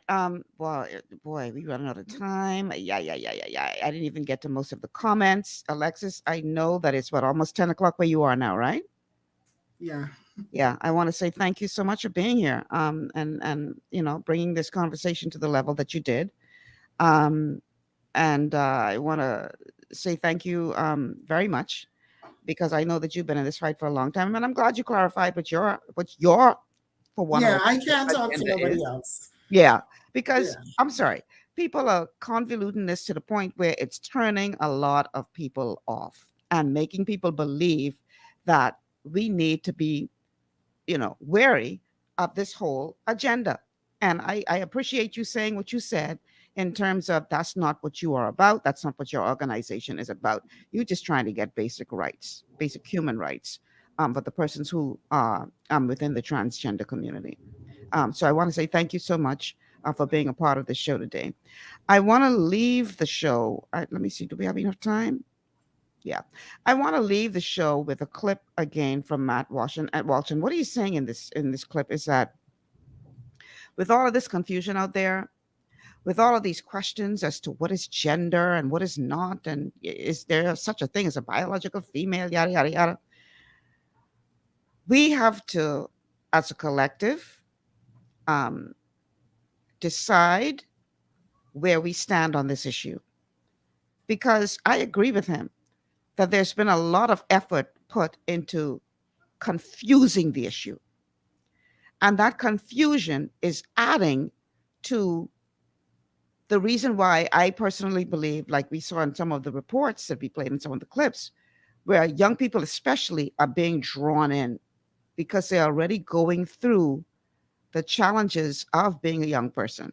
All of us go through that, no matter what your sexual orientation is. We all go through those periods of uncertainty about ourselves. And because there is such a strong movement towards, I personally believe, and agree with Matt, confusing this issue, it is causing many people, in my humble opinion, to be led down a path that they should not be led down. I do not say that to be disrespectful or dismissive to any person who's a transgender. We all got to walk this road of life, the best way we see how. But there is something that we need to be concerned about. And for those of us who are concerned, we have to get to the place where we draw a line in the sand. So I'm going to say thank you now, Alexis, as I leave my audience with these final thoughts from Matt Walsh. Thank you so much for being here. Thank you for having me. I think for the advocates of this stuff, what their goal is it's really the total destruction of, we talked about the destruction of objective reality, also any concept of kind of traditional morality, the parental, the parent-child relationship, the nuclear family. I mean, all these things they want to blow apart, blow to smithereens. And what we find on the left is that when you challenge them on these things, they just double down and become more radical. I mean, now you have Democrats and liberals actually coming out explicitly in defense of child drag shows. I just saw on Twitter, there's a state senator in California who came out just openly advocating for child drag shows. That's the kind of thing that 10 years ago would be unthinkable, even among Democrats. Right. So I don't think there's any kind of stopping the dissent for them. The question is, on the other side, people that oppose this, are we going to get to a point where a line is finally drawn? I think there's some evidence that maybe we're reaching that point. I hope we are. All right, that's my time. I'm Michelle Malcolm. Thank you so much once again to Alexis Demarco for being here on GPS today. Thanks for everyone who called in or sent a message or simply listened. Please like and share the show on Facebook because I think this is a conversation that we need to have. No matter where you fall on the spectrum, no matter what your views, this is a very important conversation that needs to be had. Tomorrow, we've got another Hot Topic Tuesday, so don't you miss tomorrow's show. I promise you, it's going to be hot, hot, hot. Until then, I'm Michelle Malcolm. Thanks so much for joining us, and enjoy your afternoon.